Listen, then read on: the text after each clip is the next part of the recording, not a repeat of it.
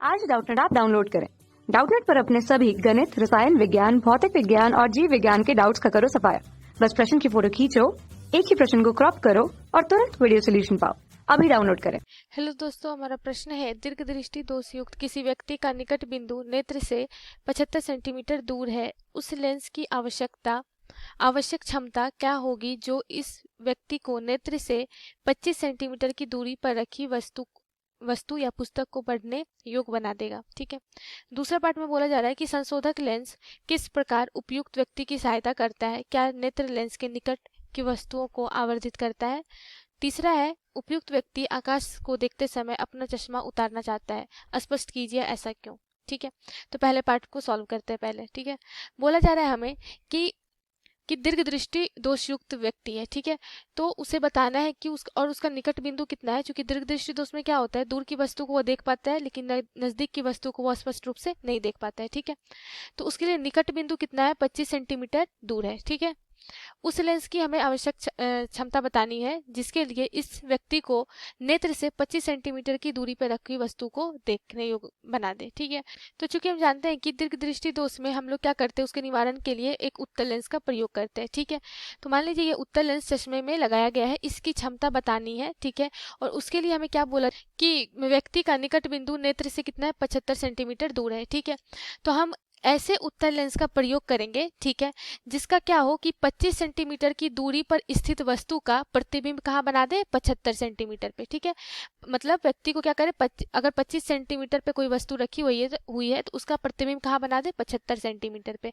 तो इसके लिए उत्तल लेंस से हम क्या करेंगे, वस्तु को 25 सेंटीमीटर पे दूरी पे रख रहे हैं तो यू बराबर क्या हो जाएगा, -25 सेंटीमीटर। क्योंकि स्पष्ट प्रतिबिंब के लिए हम लोग लेंस के बाईं तरफ रखते हैं और बाईं तरफ हम लोग ऋणात्मक चिन्ह लेते हैं चिन्ह परिपाटी से। ठीक है, तो वी भी क्या हो जाएगा, -75 सेंटीमीटर। ठीक है, यहाँ से क्योंकि स्पष्ट प्रतिबिंब बनेगा तो यहाँ से अब हम लेंस सूत्र से इस उत्तल लेंस की हम फोकस दूरी निकाल सकते हैं।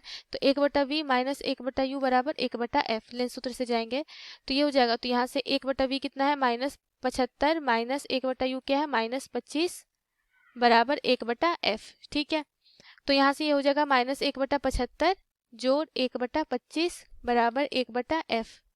ठीक है, ये आ गया 75 आ जाएगा एलसीएम। ये हो जाएगा -1 जोड़ 3 बराबर 1/f। ये कितना आ गया यहाँ से, 2/75 बराबर 1/f। ठीक है, तो f बराबर यहाँ से निकालेंगे तो f बराबर आ जाएगा 75/2। ठीक है, और ये कितना आ जाएगा यहाँ से, 337.5 सेंटीमीटर के बराबर। फोकस दूरी कितनी आ गई, जो लेंस है उत्तल लेंस उसकी फोकस दूरी कितनी आ गई, 37.5 सेंटीमीटर। और यहाँ पे देख भी रहे धनात्मक चिन्ह आ रहा है, इसका मतलब क्या है, ये उत्तल लेंस की फोकस दूरी है। ठीक है, अब फोकस दूरी निकाल लिए तो इसके लिए हम क्षमता अब निकाल सकते हैं। ठीक है, तो उत्तल लेंस की क्षमता क्या हो जाएगी, P बराबर 1/f होता है और f यहाँ पर क्या होना चाहिए, मीटर में। ठीक है, तो यहाँ से P बराबर क्या हो जाएगा, 1 फोकस दूरी है 37.5 सेंटीमीटर। ठीक है, इसे अगर मीटर में बदलेंगे, ये 100 से डिवाइड करेंगे तो ये क्या हो जाएगा, 100 ऊपर। ठीक है, तो यहाँ से P बराबर कितना आ जाएगा, ये आ जाएगा यहाँ से 2.67 डायोप्टर के बराबर। ठीक है, ये क्या आ गई, क्षमता उस लेंस की।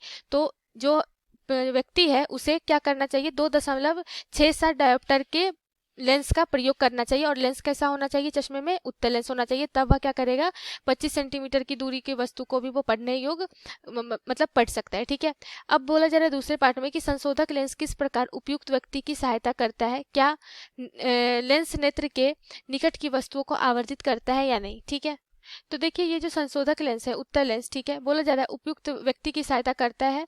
क्या लेंस नेत्र के निकट की वस्तुओं को आवर्धित करता है, वो हमें बताना है। ठीक है, तो अगर हम संशोधक लेंस की बात करें, ठीक है, अर्थात उत्तल लेंस, तो ये क्या करता है, 25 सेंटीमीटर की दूरी पर स्थित वस्तुओं का आभासी प्रतिबिंब कहाँ बना दे रहा है, 75 सेंटीमीटर की दूरी पर। ठीक है, लेकिन इन जो प्रतिबिंब का जो कोणीय आकार होता है, जो हमारा दर्शन कोण बनता है आंख में, ठीक है, वह क्या रहता है, वही रहता है। ठीक है, वो चेंज नहीं होता है। तो इस प्रकार संशोधक लेंस जो होता है, संशोधक लेंस वस्तु को आवर्धित नहीं करता है। ठीक है, संशोधक लेंस वस्तु को आवर्धित नहीं करता है। ठीक है, क्योंकि उसका जो कोणीय जो आवर्धन होता है, कोणीय आवर्धन जो होता है, ठीक है, कोणीय आकार जो होता है वो वही रहता है, ठीक है। तो संशोधक लेंस द्वारा वस्तु को आवर्धित नहीं करता है, ठीक है। ये करता क्या है, ये नहीं करता है, ठीक है। ये करता है, ये वास्तव में संशोधक लेंस वस्तु के प्रतिबिंब को, ठीक है, नेत्र के निकट बिंदु पर बना देता है, ठीक है। संशोधक लेंस क्या करता है, यह वस्तु के प्रतिबिंब को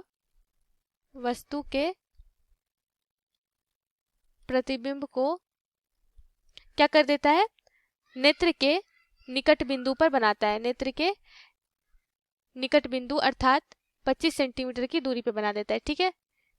निकट बिंदु पर बना देता है, ठीक है, बना देता है। तो इसके लिए क्या होता है कि, तो इससे क्या होता है कि नेत्र लेंस रेटिना पर फोकस कर देता है और वह स्पष्ट रूप से देख पाता है। तीसरा क्या है, पूछा जा रहा है हमें कि उपयुक्त व्यक्ति आकाश देखते समय अपना चश्मा उतारना चाहता है, स्पष्ट कीजिए ऐसा क्यों होता है, ठीक है। तो चूंकि उपयुक्त व्यक्ति जो है उसे क्या है, दूरदृष्टि दोष है, ठीक है। दूरदृष्टि दोष का क्या मतलब है कि वह निकट की वस्तुओं को नहीं देख सकता, लेकिन दूर की वस्तुओं को वह स्पष्ट रूप से देख पाता है, ठीक है। तो क्या होता है कि दूरदृष्टि दोष युक्त व्यक्ति का जो दूर बिंदु होता है वो क्या होता है, अनंत होता है। दूर बिंदु क्या होता है, अनंत, मतलब वह अनंत की वस्तुओं को स्पष्ट रूप से देख पाता है, ठीक है। तो अनंत से आने वाली जो समांतर किरणें होती हैं उसकी रेटिना पर फोकस होती है, ठीक है, क्योंकि उसे क्या है, निकट दृष्टि दोष है। तो जो भी दूर बिंदु को वह स्पष्ट रूप से देख पाता है, तो अनंत से आती जो भी किरणें होंगी वो कहाँ फोकसित होता है, मानव नेत्र के रेटिना पे, ठीक है। कुछ इस प्रकार से ये देखिए, मानव नेत्र अगर बना है, ये हमारा नेत्र लेंस है, ठीक है, और ये क्या है, रेटिना। तो जो भी समांतर किरणें आएंगी वो कहाँ फोकसित हो जाएगी, नेत्र लेंस से, जो अनंत से जो किरणें आएंगी वो फोकसित होगी किस पे, रेटिना पे, ठीक है, और रेटिना पे फोकसित हो जाती है। और यदि संशोधक लेंस अर्थात उत्तल लेंस चश्मा का उपयोग करेंगे तो क्या होगा कि ये वस्तु जब वो आकाश को देखेगा तो दूर से आने वाली जो समांतर किरणें होगी वो रेटिना से पहले ही फोकसित हो जाएगी, ठीक है। अब मान लीजिए कि हम एक और उत्तल लेंस लगा दे रहे हैं, ठीक है। तो उत्तल लेंस लगा देने से क्या हो जाएगा, अब जो ये समांतर किरणें आ रही हैं, ठीक है, वो रेटिना पे, ये नेत्र लेंस है, ठीक है। अब ये क्या करेगा, रेटिना पे फोकसित ना हो करके ये रेटिना से पहले ही फोकसित हो जाएगा, ठीक है, रेटिना से पहले ही फोकसित हो जाएगा।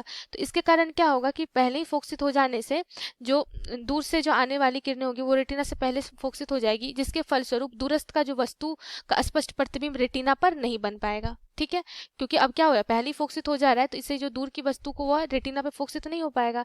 तो इसके कारण क्या हो जाएगा, दीर्घ दोष युक्त नेत्र वाला जो व्यक्ति होगा वो आकाश को देखते समय चश्मा को उतारना चाहता है, ठीक है। तो यही कारण होता है। तो ये हमारे प्रश्न का उत्तर है। धन्यवाद।